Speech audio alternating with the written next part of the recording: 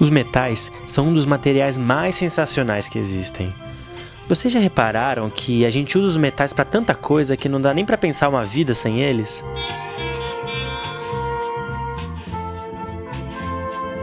Olha só, os metais eles podem ser usados para transportar energia elétrica, por exemplo.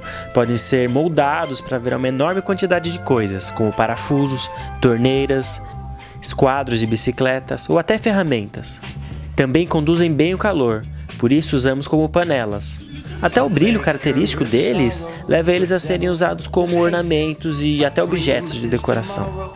Mas e aí, gente? O que leva os metais a terem essas características tão próprias? Para entender as propriedades físicas dos metais, a gente precisa conhecer a sua estrutura atômica.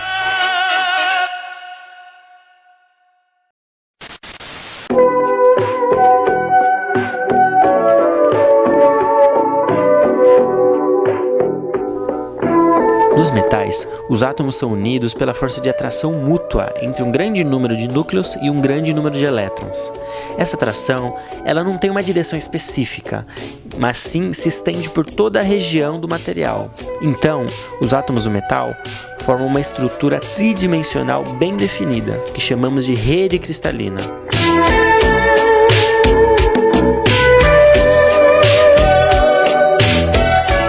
Como sabemos, os núcleos dos átomos dos elementos metálicos não exercem uma atração muito grande sobre os elétrons da sua última camada. Então, apresentam baixa energia de ionização, favorecendo a formação de cátions.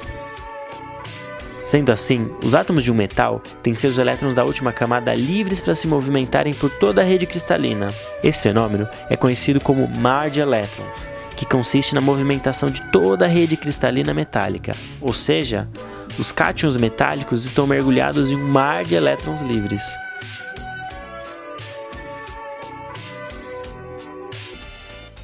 The electrons are like a gas that fills the spaces between the atomic ions. E vocês repararam que representamos a fórmula química dos metais apenas pelo símbolo do elemento? Fazemos assim porque na estrutura cristalina, cada átomo pode possuir vários vizinhos. Então não dá para dizer que uma estrutura possui sempre um número específico de átomos, assim como acontece com os compostos iônicos, em que a gente tem apenas uma proporção entre cátions e ânions. Então, sempre que a gente representar um metal puro, a gente vai usar o símbolo dele. Por exemplo, toda vez que a gente representar ferro, a gente vai representar com o símbolo Fe. Ouro, a gente vai representar com o símbolo AU. E alumínio com o símbolo Al. Tem também as ligas metálicas, que são misturas de metais. Só que nesse caso, eles recebem nomes específicos e não símbolos. Por exemplo, tem o latão, que é constituído por cobre e zinco. Tem o bronze, que é constituído por cobre e estanho. Então, a gente falou aqui sobre a estrutura atômica dos metais e como a gente representa a sua fórmula química. O que a gente ainda não discutiu é o porquê, ou seja, o que explica os metais possuírem as características que eles possuem. Então, para desenvolver isso, vamos partir de uma aplicação dos metais.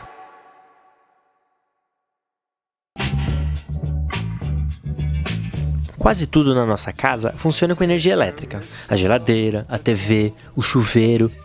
Apesar disso, a gente não deve se preocupar apenas em ligá-los na eletricidade. A gente tem que se preocupar também em protegê-los dela. Isso porque, às vezes, a corrente elétrica na rede ela pode aumentar demais e acaba ultrapassando o que os aparelhos aguentam. E aí, eles queimam. Para proteger os aparelhos elétricos da corrente elétrica muito alta, existem os disjuntores.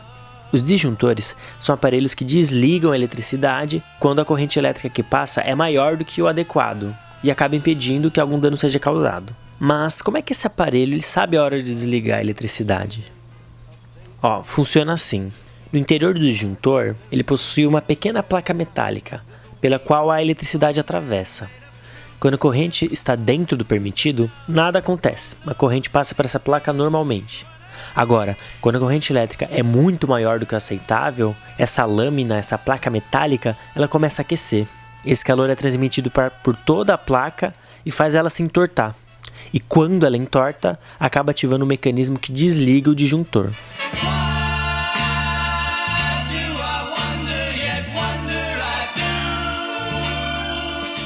Simples, né? Essa é uma aplicação que é bem interessante e mostra uma forma de utilizarmos as propriedades dos metais no nosso dia a dia.